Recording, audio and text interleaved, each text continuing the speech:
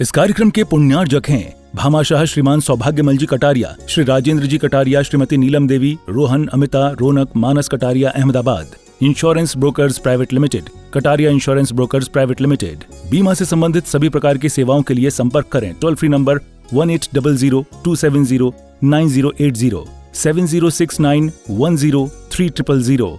Mail ID support@policyleader.co.in, enquiry@kataria.co.in, online@policyleader.co.in। समय बड़ा मौलिक है, समय बड़ा बलवान है। कहते हैं ना लोग, समय बड़ा बलवान है। समय के रंग हजार, समय कभी जो उजाड़ दे तो समय ही लाए बहार, समय ही लाए बहार। बाहर का समय हो या कि भीतर का समय हो, या जिनेंद्र भगवान की वाणी रूप समय हो, समय यानी आगम हो, वो सब बड़े ही मौलिक है। उसका सारभूत तत्व, सारभूत तत्वभूत क्या चीज है, इसको समझने के लिए हमने इस मनुष्य जीवन को प्राप्त किया है। मनुष्य जीवन ही नहीं, जैन कुल में आए हैं, जिनेंद्र भगवान की चरण शरणा मिली है, आचार्य गुरुवर श्री विद्यासागर जी महाराज जैसे महासंत प्राप्त हुए हैं। और सबसे बड़ी बात है कि आप निकट भव्य जीवों को जिनवाणी श्रवण करने का भाव प्रकट हुआ है। कषाय मंद हुई है, आत्म तत्व के प्रति रुचि जागृत हुई है। और अमरचंद्र स्वामी कहते हैं, रुचि अनुसारी वीर्य। समय सार ग्रंथ राज में लिखते हैं वे, रुचि अनुसारी वीर्य। जहाँ रुचि होती है वहाँ आत्मा की शक्तियाँ काम करना शुरू कर देती हैं। आपकी रुचि थी तो आप यहाँ आकर के बैठ गए। रुचि के अनुसार आत्मा गतिविधि करता है। सौभाग्यशाली है कि यह ऐसा ग्रंथ आप श्रवण करने के लिए आए हैं जो मात्र कोरा एक कोई किताब नहीं है, ये सिर्फ शब्दों का गुथा हुआ कोई शास्त्र नहीं है। मात्र इसमें आत्मानुभूति के मोती पिरोए गए हैं कुंद कुंद स्वामी के माध्यम से। जो उन्होंने अनुभव किया, आत्मा की गहराई में, अतलांत गहराई में डूब डूब करके उन्होंने जो अनुभव किया, जो हासिल किया, उन्होंने यहाँ पर बांध दिया समय सार ग्रंथ राज में। अद्भुत ग्रंथ है और इसका नाम समय प्राभृत है। कल आपने सुना था, 6 बातें ग्रंथ पढ़ने के पूर्व जानना चाहिए। इसका नाम है समय प्राभृत। प्राभृत को आप पाहुड़ भी कहते हैं प्राकृत भाषा में। प्राभृत का अर्थ होता है भेंट। आत्मा से अगर भेंट करना है, दुनिया से तो बहुत मिले आप, लेकिन एक बार अपने आप से मिलिए ना। आचार्य भगवान कुंद कुंद स्वामी चैलेंज करते हैं, एक बार अपने आप से मिले तो दुनिया को मिलने की बात ही भूल जाओगे। क्या मिलना दुनिया से, क्या मिलेगा दुनिया से मिल करके? पूछ अपनी चेतन आत्मा से। अनंत काल से मिला, लेकिन क्या मिला तुझे? क्या मिला बताना? कुछ नहीं। दुनिया से चाहे कितना मिल, तुझे कुछ भी मिलने वाला नहीं है। और एक बार मिलेगा अपने आप से तो फिर दुनिया से मिलना ही भूल जाएगा। पर कैसे मिले? भेंट करो ना। प्राभृत यानी भेंट, आत्मा से भेंट करना है। इसमें बहुत महत्वपूर्ण बातें हैं। आत्मा की व्याख्या क्या? जिसमें भंडार हो उसे कहते हैं प्राभृत। ये समय प्राभृत है जिसमें आत्मा से भेंट करने के लिए आत्मा की व्याख्या की गई है। तुम कैसे मिलोगे? जैसे किसी बड़े व्यक्ति से मिलने के लिए जाते हो तो कैसे करते हो? सबसे पहले ऐसे ही मिल लेते हो, ऐसे ही काम बता देते हो कि साहब हमारा ये काम कर दो, बोलो ना। नहीं, पहले आप जाते हैं, आपके कदमों में भी विनम्रता होती है। एकदम दौड़ करके जा करके मिलोगे, चंचलता कहलाएगी। वो समझ लेगा कि व्यक्ति काम का नहीं है। आप अपने कदमों की आहट भी ऐसी ही रखते हैं और जा करके पहले झुकते हैं, प्रणाम करते हैं। यह पहला पायदान है। इसके बाद में साहब आप तो बहुत महान हैं, आप इतने हैं, महान हैं, ऐसे हैं, वैसे, आपकी क्या बात करें हम। इसके बाद में तृतीय पायदान पर, साहब मेरी थोड़ी सी आपसे अर्जी है, मेरा इतना सा काम है, मुझे विश्वास है आप कर देंगे, है ना?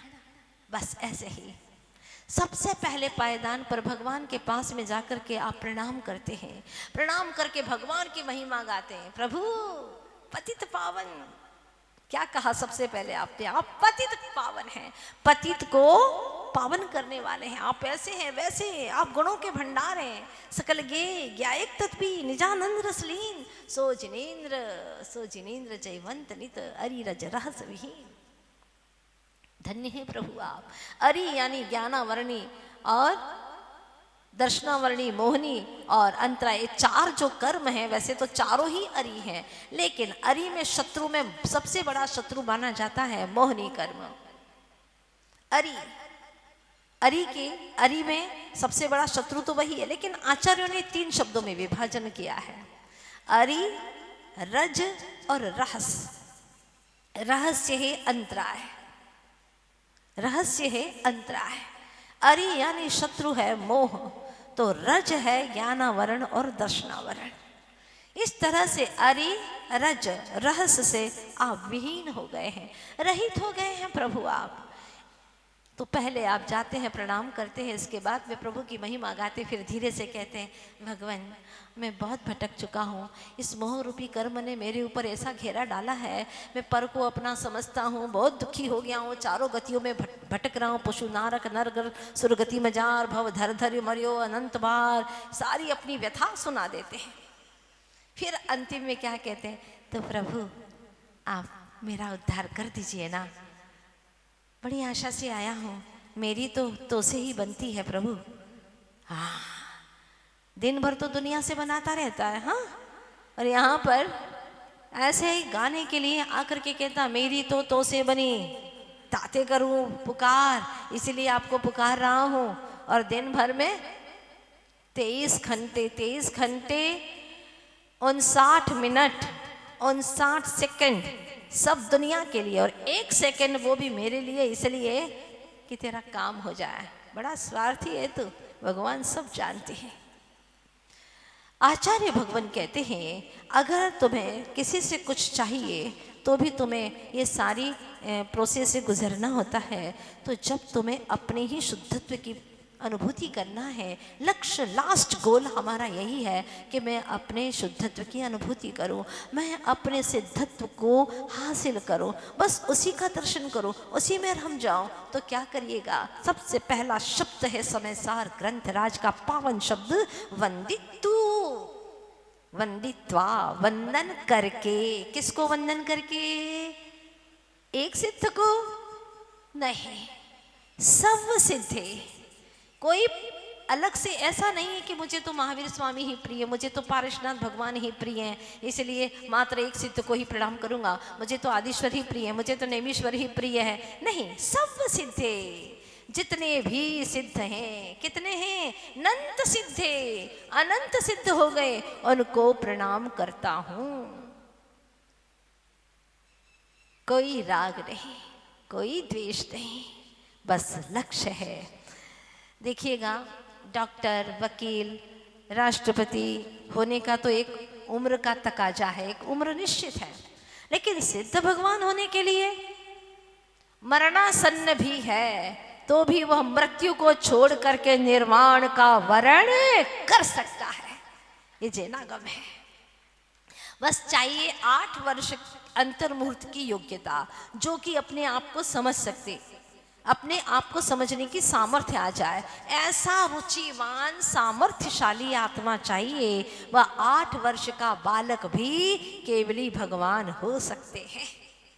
दादाजी बैठे हैं उनकी सभा में, और बेटे के बेटे का बेटा केवली भगवान है, समौ शरण में विराजमान है, 4थी पीढ़ी का बेटा, और वो दादाजी बैठे हैं, 80 साल के हो गए, लेकिन फिर भी क्या करें, अभी मोह टूट नहीं रहा, इसीलिए वे केवली नहीं बन पा रहे, अरहंत नहीं बन रहा है, अहम जा नहीं रहा है। अभी मैं ये करूँगा, मैं वो करूँगा, अभी भीतर का ममत्व टूट नहीं रहा, सिलसिला नहीं टूट रहा, और बालक बन गया, केवली भगवान हो गए। नमस्कार कर रहे हैं वो दादाजी झुक करके, कमर टेढ़ी हो गई है, झुक भी नहीं पा रहे हैं, झुकना चाहते हैं पर झुक नहीं पा रहे हैं।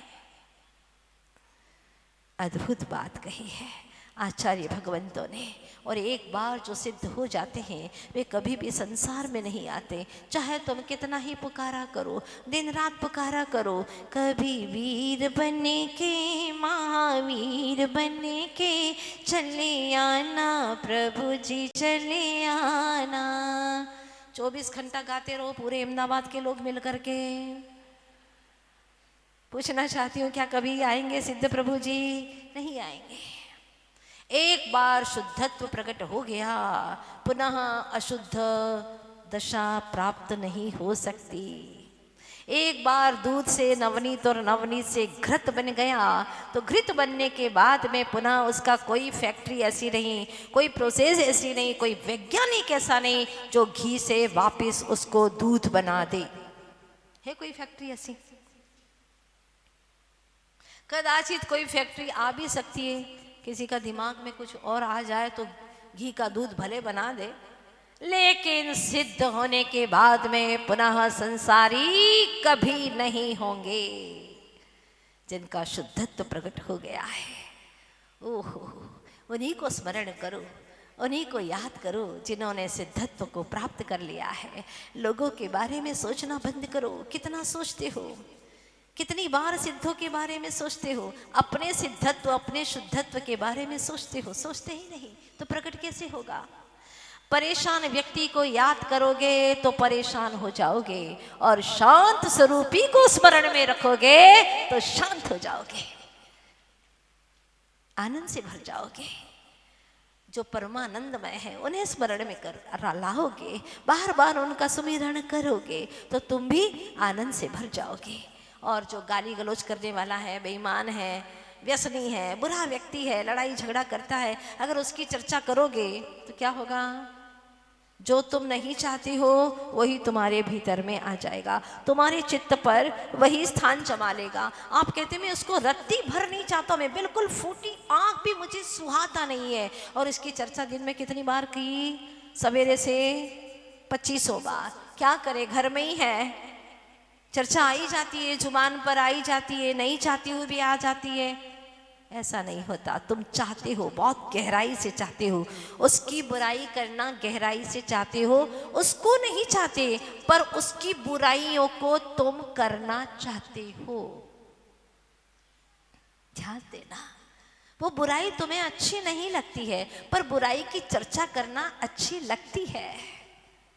जब वो निकाल देते हैं ना 20-25 बार, और रात तक भी कोई सोते सोते आ जाए तो और निकाल देते हैं। अब दिन रात वही बातें चलती रहती, वो ऐसा है, वो ऐसा है, वो ऐसा है, तो आपके चित्त पर कौन आएगा? भगवान जी तो एक ही बार आए थे, मंदिर जी में गए थे तो अब, लेकिन सिद्ध भगवान का तो एक ही बार सुमरन किया था जब समय सार पढ़ने आए थे तब। इसके बाद में 24 घंटे तो तुमने अशुद्ध जीवों को ही याद किया है, अपवित्र लोगों को ही स्मरण में लाया है, तो कौन आएगा तुम्हारे चित्त पर? किसका डेरा जमेगा बताइए ना? वो तुम्हारे चित्त पर रहने लगा, तुम में ही आ बसा। स्वयं का बिगाड़ किसने किया? खुद ने किया। चाहते नहीं थे और वही तुम कर रहे हो। यही हुआ है, अनादि की भूल यही है कि जो हम नहीं चाहते थे, नहीं चाहते हैं, वही हम बार बार कर रहे हैं। हम दुख बिल्कुल नहीं चाहते, लेकिन दुखों का काम कर रहे हैं कि नहीं कर रहे हैं? समय सार में आनंद ही आनंद है। क्या शुद्ध आत्मा की कहानी है, इसमें किसी और की कहानी नहीं है, ये मेरी शुद्ध चेतन आत्म तत्व की कहानी है। लेकिन सुनने का मन नहीं करता, नहीं करता मन, बार बार मन भटक जाता है। अपनी कहानी ज़्यादा समझ में नहीं आती, औरों की कहानी, कोई राजा रानी की कहानी सुना दे तो बहुत जल्दी समझ में आ जाती है, बड़ा बेचैन रहता है अपने विषय में। इसलिए आचार्य भगवान ने कहा कि पहले तो अपने भीतर की सबसे बड़ी बुराई है अहम, उसका वमन कर दे, अहम का वमन कर दे, और अहम का वमन करने के लिए तुझे नमन करना होगा। वंदितु, नमन कर। क्या होगा नमन करने से? नमो। सबसे पहले बच्चा अपने कान की दीवारें खोलता है तो उसको नमो सुनाई देता है। 45वें दिन नमो अरहंता, नमो, नमन करो, अहंकार का वमन करो। क्या बात है, पहले ही वमन करूंगा अहंकार का, 5 पद है नमोकार के। नमो अरहंताणम, पहली बार नमन किया परिणाम निर्मल हो गए। दूसरी बार नमन किया नमो सिद्धाणम, अहंकार गलने लगा। तीसरी बार नमन किया झुकने को तैयार हुआ। चौथी बार नमन किया दंडवत करने, हाथ जोड़ने तैयार हुआ। और 5वीं बार जब नमन किया तो पूरी तरह से समर्पित हो गया। भव्य जीवों, नमोकार की कार में बैठोगे तो सिद्धों के दरबार में जाओगे, और अहंकार की कार में बैठोगे तो संसार में भटकोगे। इसलिए सबसे पहली शर्त है वंदितु, वंदन करो, भावों से नमन करो। क्या 24 घंटे में कोई ऐसा समय आया कि आपने भावों से नमन किया हो? भावों से करिए ना। 24 घंटे की क्रियाओं में एक क्रिया और जोड़ दो कि भाव से नमन करो। जब तक तुम्हारा उपयोग एक तान न हो जाए, लीन न हो जाए सिद्धों में, कहिएगा अपनी चेतनात्मा को, चलो मेरे आत्म प्रदेश, सिद्धों का है जहाँ देश, चलो अब वहाँ चले, चलो अब वहाँ चले। छोड़ो संसारी भेष, अब धरो दिगंबर भेष, चलो अब वहाँ चले, चलो अब वहाँ चले। कुछ पल के लिए अपनी आत्मा को निर्ग्रंथ रूप में देखो, दिगंबर रूप में देखो। कोई परिग्रह नहीं, निष्परिग्रही, निर्विकल्प, एक शुद्ध चैतन्य आत्मा। उसको देखते जाओ, देखते जाओ। उतने समय कोई राग द्वेष की परिणति नहीं आएगी तुम्हारे पास। सूक्ष्मता से चल रही है, लेकिन आप कर नहीं रहे हैं। इतनी देर विकारों का तूफान थम गया, आर्त ध्यान की आंधियां थम गई, भीतर का ज्ञान समंदर उमड़ने लगा, लहराने लगा। इस ज्ञान समंदर को कभी शांत भाव से निहारा ही नहीं था। चेतन निहार।